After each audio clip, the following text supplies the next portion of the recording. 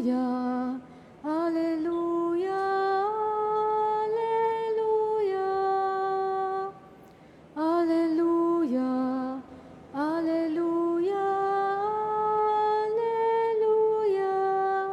alleluia.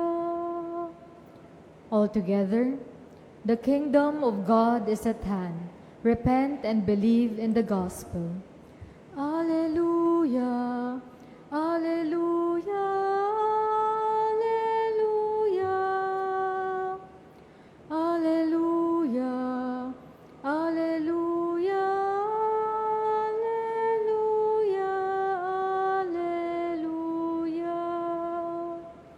The Lord be with you. And with your spirit. A reading from the Holy Gospel according to Matthew. Glory to you, O Lord. Jesus said to his apostles, "As you go, make this proclamation. The kingdom of heaven is at hand. Cure the sick, raise the dead, cleanse the lepers, drive out demons. Without cost, you have received. Without cost, you are to give. Do not take gold or silver or copper for your belts, no sack for the journey or a second tunic, or sandals or walking stick. The laborers deserves his keep. Whatever town or village you enter, look for a worthy person in it, and stay there until you leave. As you enter a house, wish it peace. If the house is worthy, let your peace come upon it. If not, let your peace return to you. Whoever will not receive you or listen to your words, go outside that house or town and shake the dust from your feet. Amen, I say to you, it will be more tolerable for the land of Sodom and Gomorrah on the day of judgment than for that town." The Gospel of the Lord. Praise to you, Lord Jesus Christ.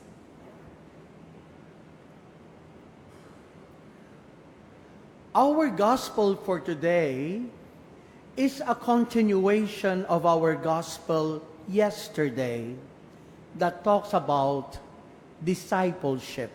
Everybody say the word discipleship. As we reflect on the theme of discipleship, allow me to give you the acronym LMC. LMC, which stands L, let go, M, mission, C, Christify. Let go, mission, Christify. Pwede ho ba nating ulitin? Let go, mission, Christify. Let's go to the first. Let go. Sa pagsunod sa ating Panginoon, meron tayong bibitawan, something to let go. Ang pagbitaw ay hindi nangangahulugang tayo ay dapat mamundok o magtago mula sa kabihasnan. Walang cellphone, walang TV, walang gadgets, walang Starbucks. Hindi ganon ang ibig sabihin ng pagbitaw, detachment, or letting go. Letting go means not allowing anything to take God's place in our heart. Dapat ang Diyos lamang ang number one, no more, no less. Hindi ang posisyon, hindi ang palakpak, lalong-lalo na hindi dapat ang pera. We have to learn the value of detachment, to have attachment to the Lord more. Letting go. The second, mission. Being a disciple entails mission. Ito rin ang paalala sa atin whenever we celebrate the Mass, especially on its dismissal part. The last words that are used in Latin are ite missa es. Sigurado ako ang mga lolo at lola natin alam ito kasi Latin ang misa noon. Yan ang salitang ginagamit, ite missa es.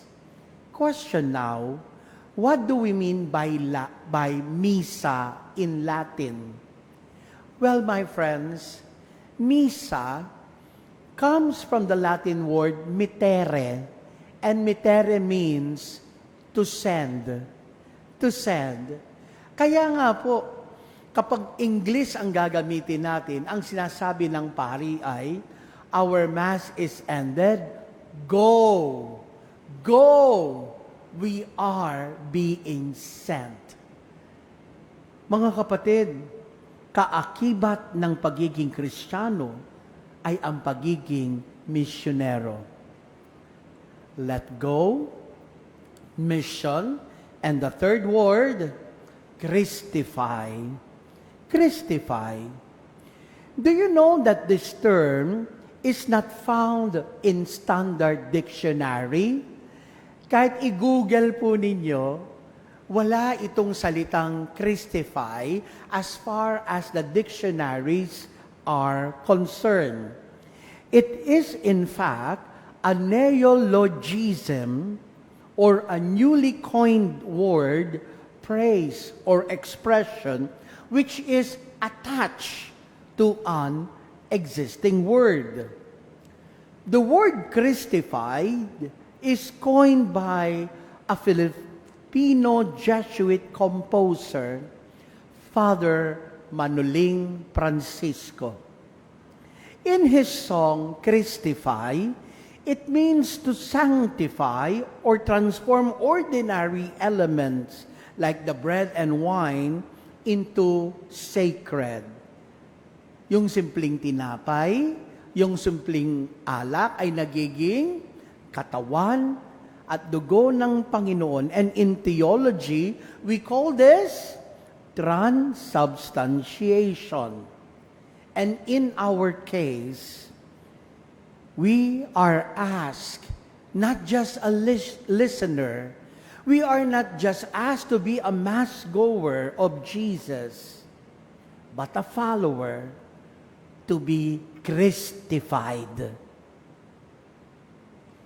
Last week, naimbitahan ako mag-bless sa isang opisina dito sa Makati. Hindi ko na lang po babanggitin, where in particular in Makati. Anyway, kinausap ako sa phone at ang sabi, Father, medyo komplikado yung pagpunta sa aming opisina. Ganito na lang po, magkita na lang tayo sa isang lugar malapit sa amin. Tapos i-text mo ako o tawagin mo ako kapag nandoon na po kayo, then bababa ako at pipikapin ko po kayo. O sige, sabi ko. So, mga kapatid, nung pumunta ako doon sa lugar, syempre nakabihis pari ako. Clerical shirt, with Roman collar, black pants, black shoes. Tapos may bit-bit akong paper bag. Ang nakalagay doon ay holy water, libro, at ang aking kasulya. When I reached the place, tinext ko agad yung nag-imbita. And to make sure, tinawagan ko pa. Unfortunately, out of coverage. Out of coverage. Ala, sabi ko, paano kaya ito? Nabasa kaya niya yung message ko? At alam po ninyo, 30 minutes akong nakatayo doon at wala pong sundo o magpipick up sa akin. May address naman pong ibinigay. So what I did is, nagtanong ako doon sa gwardya na naroroon. No? Lumapit ako. Take note, naka-Roman collar, no? Naka-clerical shirt, naka-black pants, black shoes, may bit-bit na paper bag na may holy water, libro at kasulya. So, lumapit ako, Kuya, alam ho ba ninyo ang address na ito? Tinignan ako mula ulo hanggang paa ng gwardya at sabay tanong, saan po kayo? Shopee or Lazada? Alam niyo po, no offense man, pero natawa po ako doon sa gwardiya. Siguro hindi lang niya po alam o kilala yung mga pari, yung mga suot ng mga pari. Anyway, my friends, don't get me wrong, okay lang po yun sa akin. But it's a point of reflection. As a Christian, we are not just asked to deliver Christ. Ang bitbitin si Kristo na parang parcel. Ang tunay na pagbitbit kay Jesus ay ang pagsasabuhay ng kanyang mga turo. Living the life of Jesus is a central aspiration for many Christians. It involves embodying His teachings, actions, and spirit in daily life, so that in the end, we can say this together with St. Paul, "It is no longer I who live, but Christ lives in me." In short, being crucified. Let go, mission, crucify. Amen.